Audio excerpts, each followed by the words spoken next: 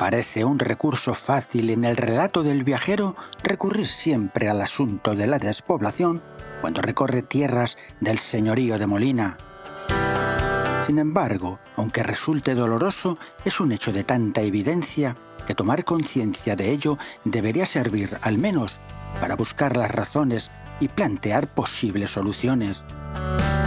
Tal vez sea por este recibimiento invernal de heladas temperaturas que ofrece la zona, o por esa sensación de soledad cuando se interna por ese meandro de carreteras que conducen a pueblos aislados.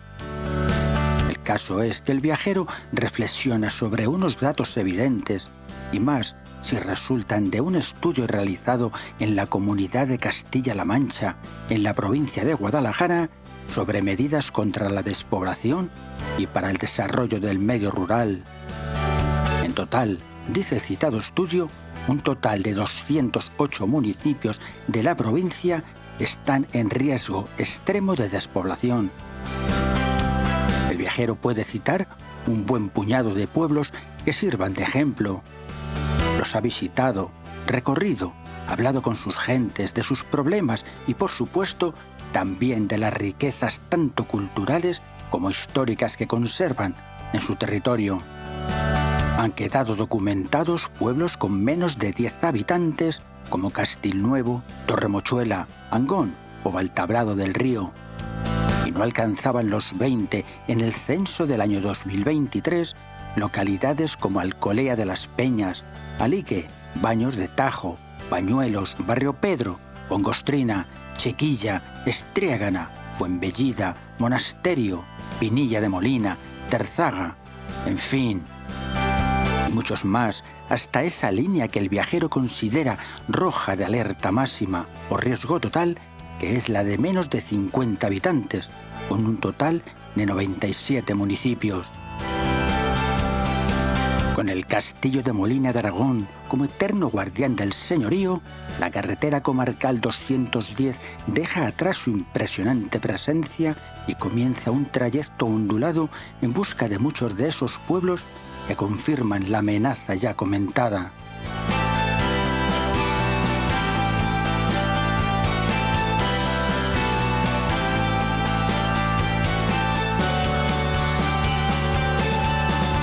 Unos kilómetros después, por un desvío a modo de rama estrecha y desgajada, después de muchas curvas, se llegará al próximo destino del viajero: Tierzo.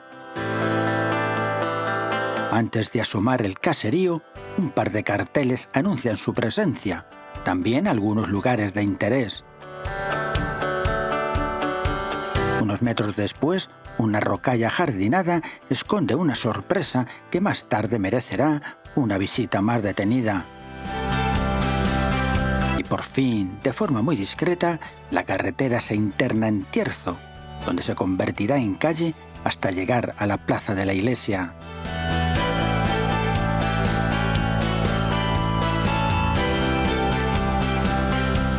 Este municipio de la comarca del señorío de Molina tuvo gran importancia estratégica, al ser tierras de paso entre Levante, Castilla y Aragón. Fruto de ese papel son las construcciones defensivas que había, como el Castillo del Moro y una torre de vigilancia, la Torrecilla la Rubia, ambas de la época islámica y de las que solo quedan las ruinas. Se encuentra situado a 14 kilómetros de Molina de Aragón y está considerado como la verdadera puerta al Parque Natural del Alto Tajo. Como referente de ubicación, hay que decir que se encuentra en el Camino del Cid, dentro de la Ruta de las Tres Taifas. Es un lugar donde poder apreciar las típicas casas molinesas de la zona, construcciones que pertenecieron a las grandes familias de la tierra. Los efectos del otoño y próximo invierno ha dejado el entorno con los colores apagados, el ocre de la tierra, los campos a la espera de una nueva simiente. Sobre los cerros Pelado y Valdesancón, grandes extensiones de sabinas, el árbol más abundante de la zona, también quejigos, encinas y pinos. Según el diccionario de Madoz del año 1849, Tierzo contaba con 221 almas, que vivían de la agricultura y la ganadería. En la primera mitad del siglo XX fue uno de los municipios más poblados de la zona y contaba con cuartel de la Guardia Civil, 2 escuelas y varias tiendas. También alojaba al médico y 2 guardias forestales. Sin embargo, a lo largo de los años 60 y 70, con la industrialización del país, comenzó el éxodo rural de los pueblos de la comarca y el grave problema de la despoblación del que ya se ha comentado en este relato, hasta llegar a los 23 habitantes censados en el año 2023. La primera sorpresa del viajero a su llegada es la cantidad de personal que llena sus calles. Hay coches en cada rincón y un ambiente festivo. Se trata de una montería a la que acuden cazadores de todos los municipios de alrededor, también de Tierzo, y que han encontrado en este lugar y en su centro social el lugar perfecto como centro de operaciones. La gran variedad de fauna en forma de ciervos, gamos, corzos, zorros, jabalíes confirma esta afición. Claro que un par de horas después, el pueblo recuperará su verdadera esencia de paz y silencio.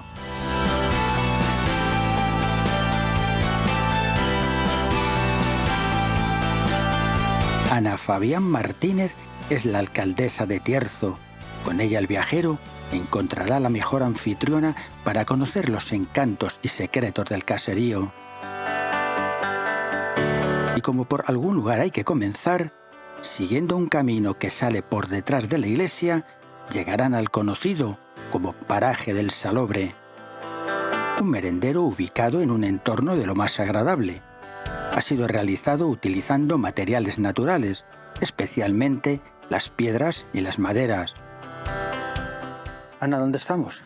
Pues ahora mismo estamos en el Paraje del Salobre y como veis pues es un merendero bastante curioso porque está hecho todo con materiales naturales, piedras de la zona que tienen pues unas dimensiones considerables, luego madera de pino, que es una zona también en la que se da mucho el pino albar.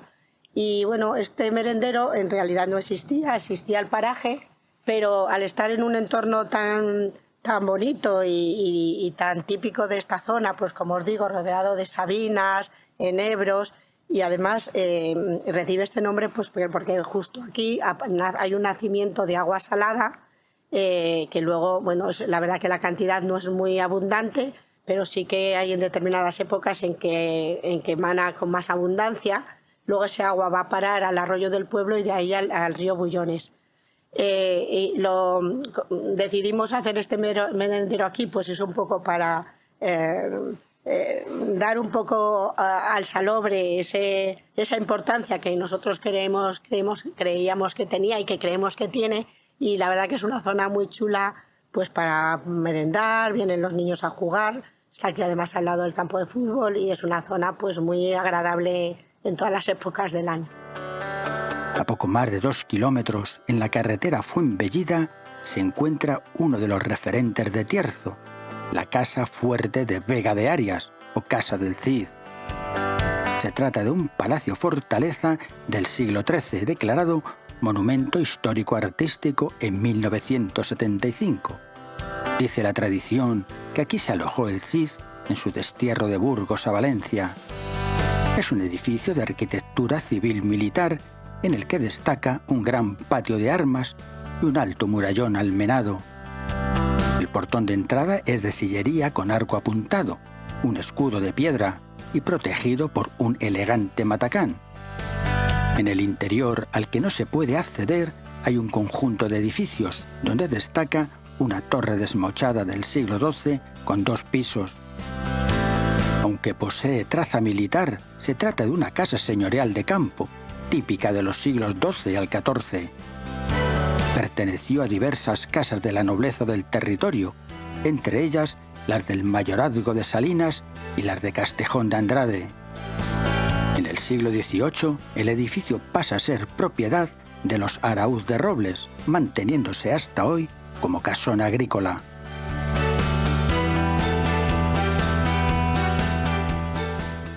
Bueno, Ana, ahora estamos en un lugar que es uno de los referentes de Tierzo. Sí, esto es Vega de Arias, que es término municipal de Tierzo, y nos encontramos pues al lado de la Casa Fuerte de la Vega de Arias, que es un monumento declarado BIP, bien de interés cultural.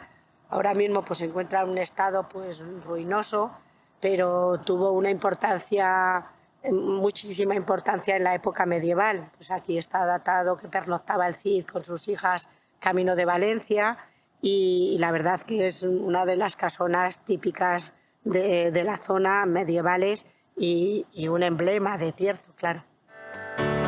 Después de esta visita medieval, hay que continuar la excursión hacia un lugar muy importante en la historia de Tierzo.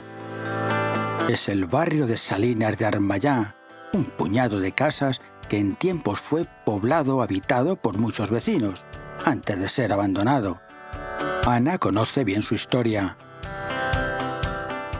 Estamos ahora en lo que antiguamente era un barrio de Tierzo. Sí, bueno, antiguamente y en la actualidad. Esto ahora mismo es un barrio de Tierzo que se llama Salinas de Armayá. Recibe el nombre de Armayá porque lo que vemos al fondo son el antiguo pueblo. Antiguamente era pueblo, luego pasó a ser barrio de Tierzo, y ahí es donde vivían pues las personas que se dedicaban principalmente a sacar la sal en la época estival, que es cuando se saca. Después, pues como los últimos vecinos que vivieron aquí se fueron en torno a 1970 aproximadamente, y luego ya, bueno, pues la mayoría se fueron. Unos se iban a Tierzo, unas casas de Tierzo, otros se bajaron a la zona baja, y otros emigraron pues a otros puntos de España. Pero era un pueblo que habría como unas 20 o 30 casas en este pueblo. O sea que llegó a haber escuela, había horno, tenía todos los servicios como pueblo. Claro, ¿y qué distancia me has dicho que hay hasta Tierzo? Nada, 1,5 kilómetros. Se andaba por un camino por detrás. Un camino de tierra que actualmente también lo conecta. Y bueno, ahora en la actualidad, en lo que es las Salinas de Armayá, solamente hay 3 casas habitadas, viven 4 vecinos. Hay un hotel rural y una casa rural y un restaurante, que bueno, es verdad que al estar en la carretera pues sí que le da vida. Y como todo pueblo que así resulte considerado, contaba con el lavadero, actualmente restaurado.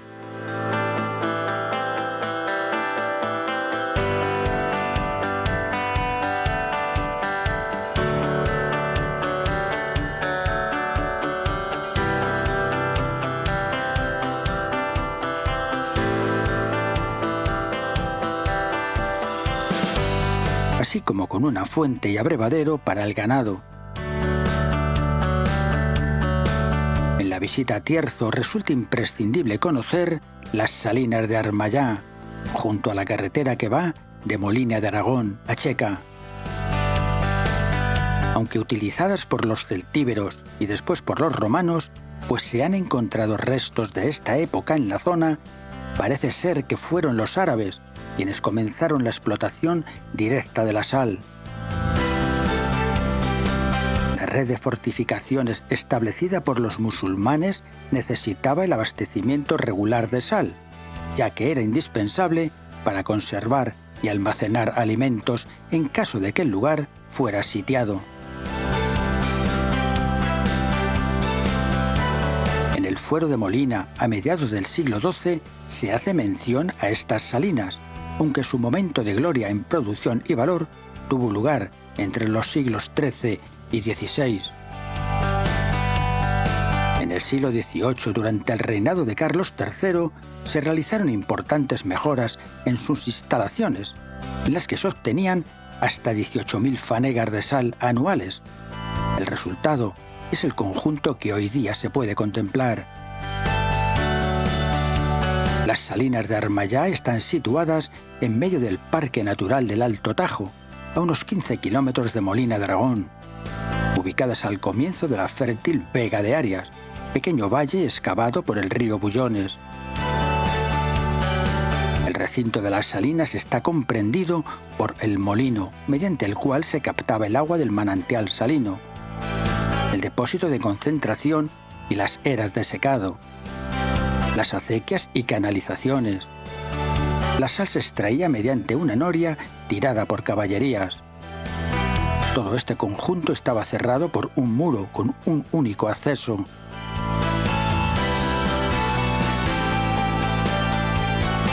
Al lado del conjunto se encontraba la casa del administrador y enfrente, al otro lado de la carretera, el almacén, o su nombre en árabe, alfolí, lugar en el que se descargaba y almacenaba la sal. Se trata de un magnífico edificio del siglo XVIII con un amplio porche porticado. El contacto de la madera de las columnas con la sal le ha proporcionado a través de los tiempos una peculiar textura aterciopelada.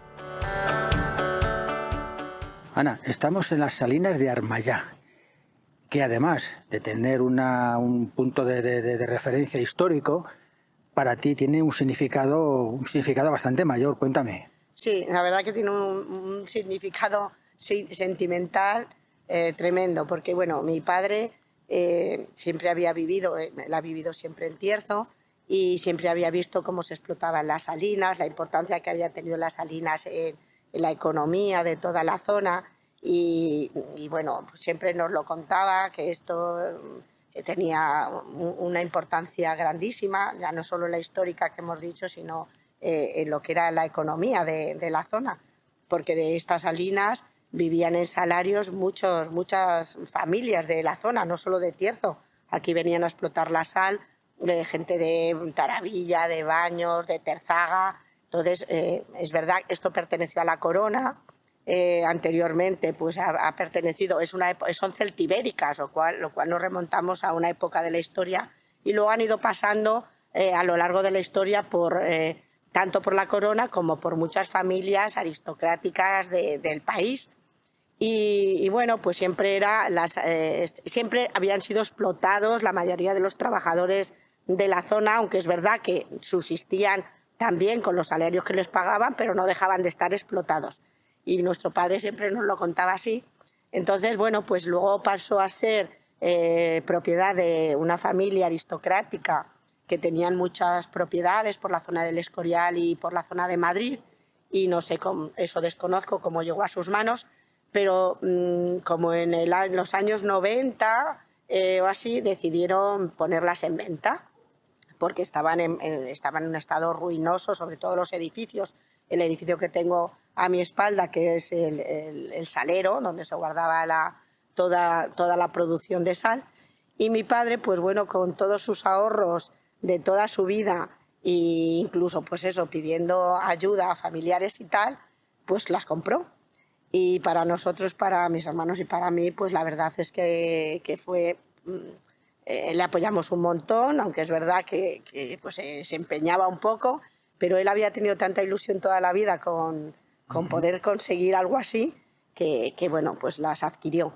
Y no llegamos a explotarlas nunca, porque dejó de ser productivo pues a partir de los años 60 o 50 incluso. Ya lo que se hacía, lo que se sacaba era una cantidad muy pequeña que simplemente abastecía pues al ganado de la zona o para la conservación de las matanzas, de los jamones, curar jamones y curar conservas, pero bueno, eso no te daba ni para sacar un beneficio de ellas ni para poder subsistir.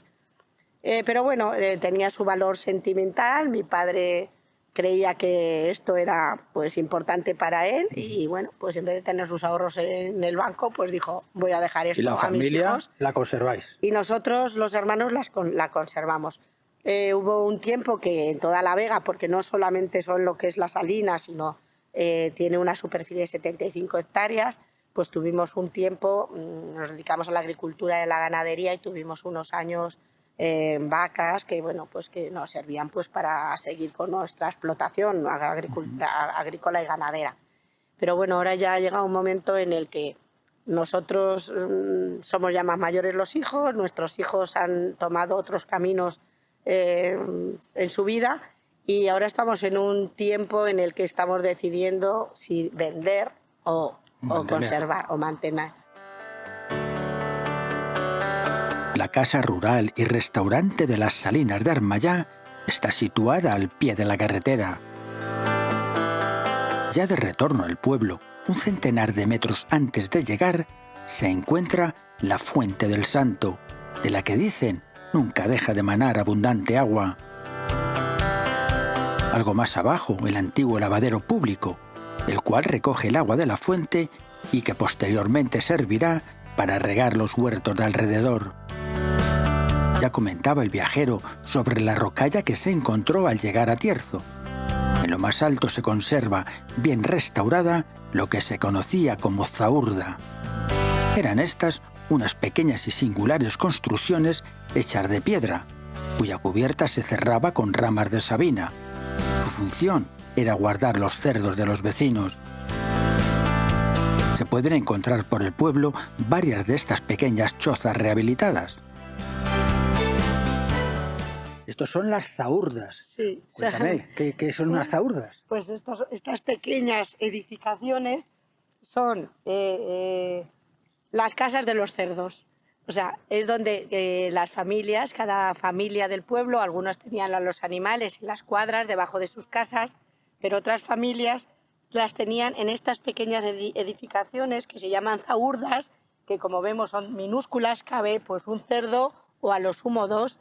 Entonces aquí cada familia tenía uno o dos, que son los que luego utilizaban para hacer la matanza y para poder abastecerse de carne, pues prácticamente luego durante todo el año. Gente que no tenía posibilidades en su casa. La que no podía ponerlas debajo de sus casas, en las cuadras, que es como se llaman, pues el ayuntamiento en muchos casos, en este pueblo en concreto, les daba estos pequeños terrenitos y cada uno construía estas casitas, que son, pues como vemos, son de piedra, madera, y la techumbre está hecha con los restos de poda de las sabinas, que es uno de los árboles de la zona más abundantes y que en la actualidad están protegidos, porque no hay muchos, hay zonas. ¿Tenéis más zaurdas de estas? Sí, tenemos a lo largo del pueblo unas cuantas que las el ayuntamiento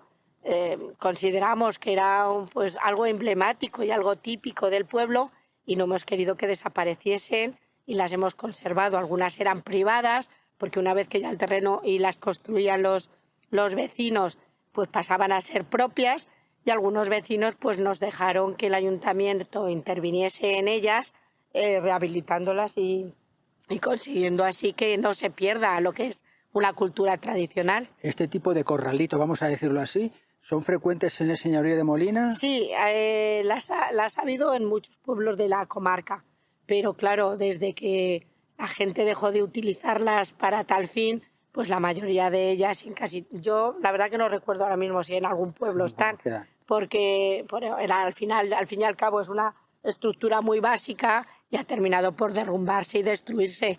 La gente tampoco se ha gastado dinero en conservarlas. La Plaza Mayor o Plaza de la Iglesia es el centro neurálgico de Tierzo. Conserva ese sabor entrañable molinés, donde se mezclan algunas casas rehabilitadas con otras de nueva construcción, sintonía que resulta común en todo el caserío.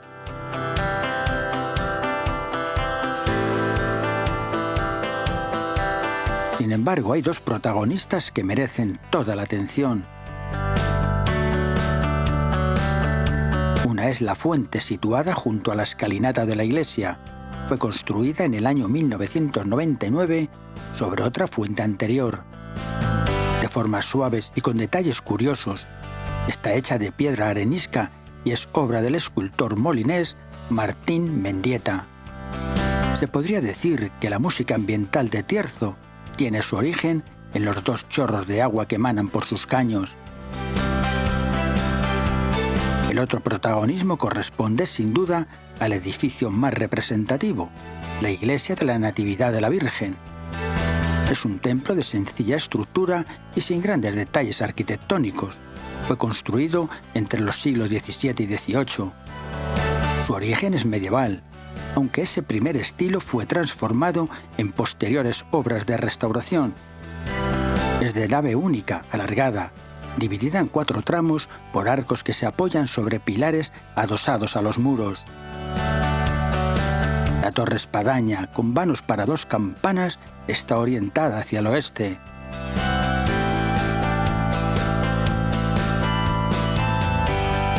El arco de medio punto de la puerta es de arenisca, coronado por una cruz labrada, data de 1754. Del antiguo olmo del atrio solo queda el recuerdo, ahora bien forrado de plantas trepadoras.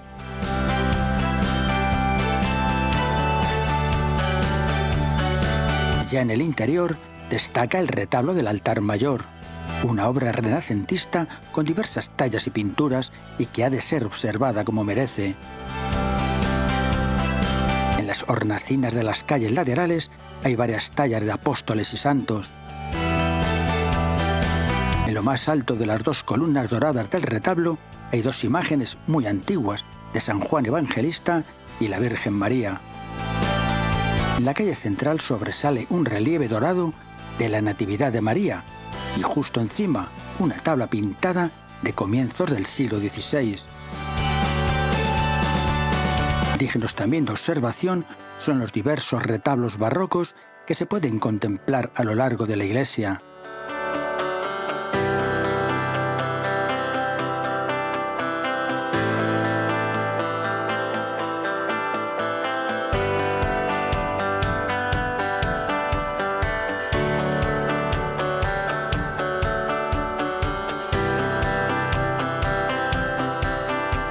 En el techo hay frescos de apóstoles, de trazos sencillos y vivos colores. En la bóveda del primer tramo aparecen los 4 evangelistas.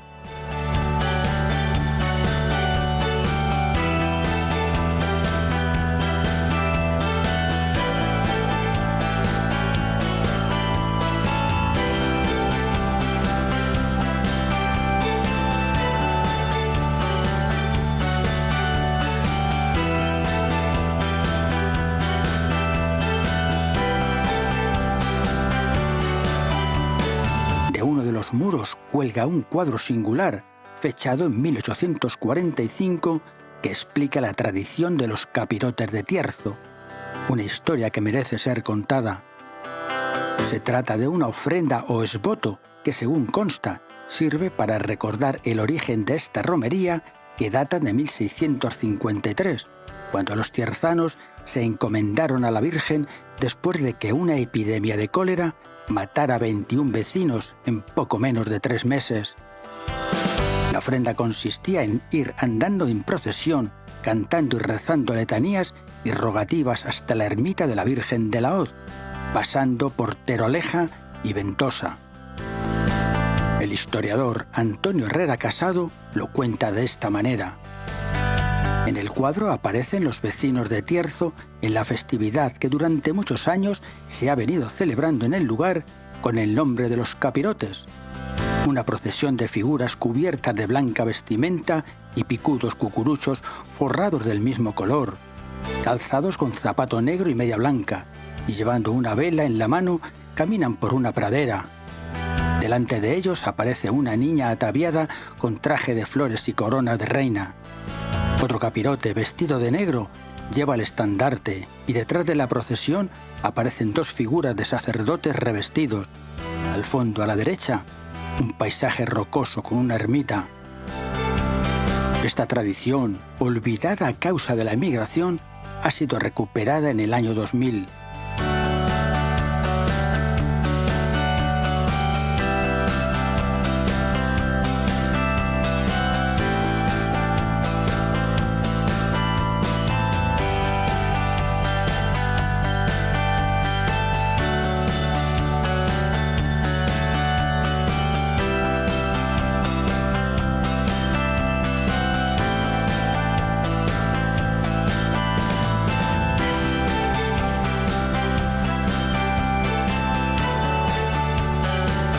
El último sábado del mes de junio, los tierzanos y tierzanas acuden a la ermita de la Virgen de la Hoz para participar en una misa y posterior comida popular. patrón del pueblo es San Pascual Bailón, ubicado en la iglesia sobre la repisa de un muro, aunque su lugar sería el altar mayor. Las fiestas en su honor se celebran el 17 de mayo. El segundo patrón es San Roque. Las fiestas son el 16 de agosto. Y como no podía ser de otra manera, con la llegada de los vecinos, veraneantes y simpatizantes de Tierzo, hay procesión, música y bailes, comidas. Es el encuentro de los amigos y los recuerdos de hace muchos, muchos años.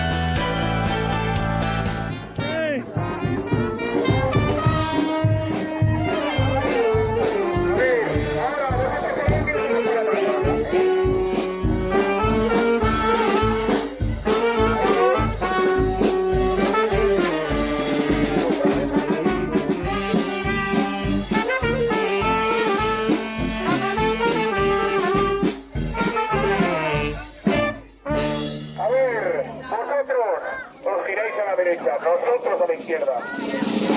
En fila india. Algunos aprovechen. A ver. Nosotros a la izquierda. Vosotros. Vale. Venga ahí. Aprovecha ahí.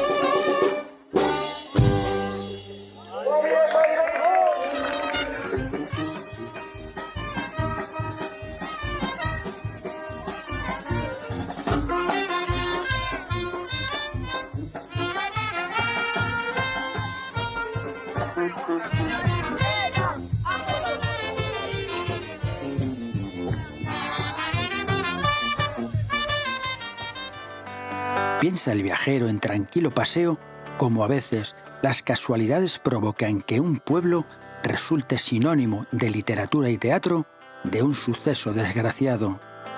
Y tal es así que uno de los acontecimientos más llamativos de la historia popular de Tierzo ocurrió el 11 de enero de 1915, cuando apareció en una alcantarilla el cadáver de Francisco Vicente Pinilla, conocido en el pueblo como el Pañero. El suceso está muy bien narrado en el blog de Agua y Luz y Viento, de donde bebe el viajero. Había recibido el tal Pañero 5 cuchilladas, una de ellas mortal en el cuello. El cadáver se encontraba metido dentro de un saco ya devorado por las alimañas. Cuentan en el pueblo que una viuda contrajo matrimonio con un hombre rico para formar una familia de 3 miembros con su hija. Esta contrajo matrimonio poco después con el Pañero, pero entre el acaudalado padrastro y la joven hija existían desde el principio miradas de complicidad que con el tiempo se fueron transformando en algo mucho más serio. El padrastro y la mujer se hicieron amantes y decidieron acabar con la vida del Pañero, para lo que contrataron a 3 esquiladores de Cifuentes que cumplieron con su trabajo a cambio de 1000 pesetas de la época. Todo un dineral. El caso es que el crimen tenía tanto parecido con la obra de teatro de Jacinto Benavente, La Malquerida, estrenada 2 años antes en el Teatro de la Princesa de Madrid, que resultó fácil a la policía dar con los culpables, que pronto fueron detenidos. Por ello, el crimen es conocido popularmente como el de La Malquerida. La La mujer, parece ser, fue encerrada en la cárcel donde tuvo un hijo. Pero hay que volver a la realidad actual y seguir conociendo la localidad. El antiguo cuartel de la Guardia Civil ha sido reconstruido en el año 2003, con materiales típicos de la zona y convertido en centro social y cultural. Además, alberga 3 apartamentos rurales, propiedad del ayuntamiento, con objeto de ser alquilados. Al lado, un parque y mirador resulta de lo más agradable para tomarse un descanso.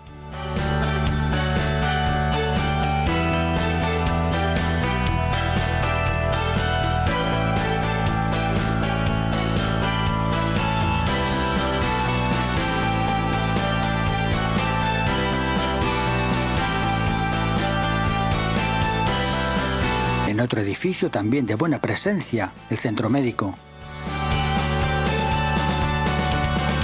No podía faltar en un pueblo el horno.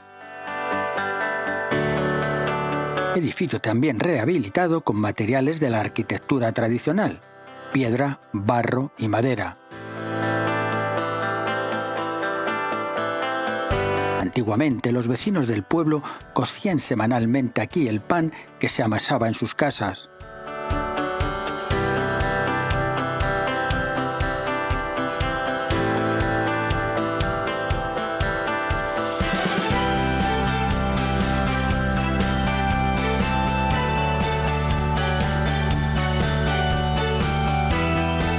Al cementerio se accede por un camino después de atravesar un pequeño puente sobre el arroyo del pueblo. Este cementerio se construyó en el siglo XIX con la donación de Victoria Larriba, vecina del pueblo. A ella está dedicada una plaza.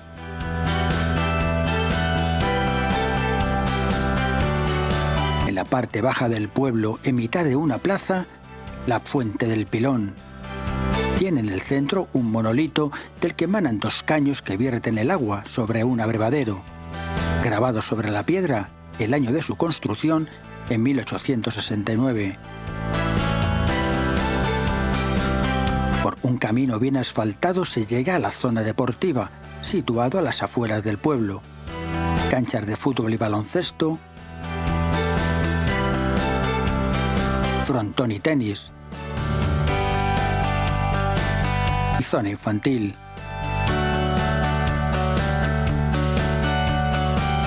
El Ayuntamiento de Tierzo también luce una magnífica rehabilitación. Donde antiguamente estuvo la fragua y el transformador, hoy es un acogedor local con despacho y sala de reuniones.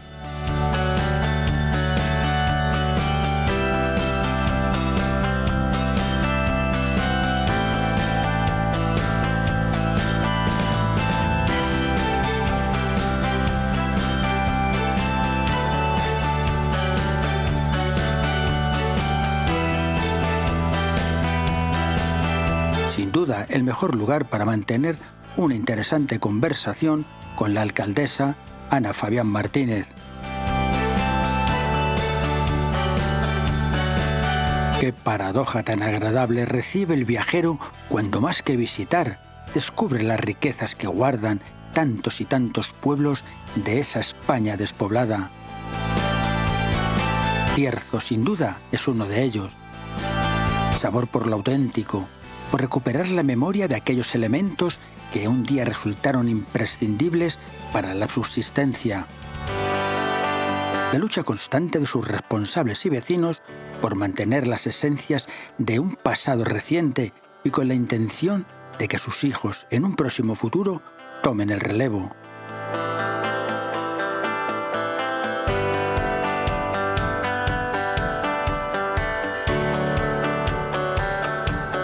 No es fácil la vida en estas tierras del señorío molinés. Y más cuando llegue el invierno y un manto de nieve cubra sus campos.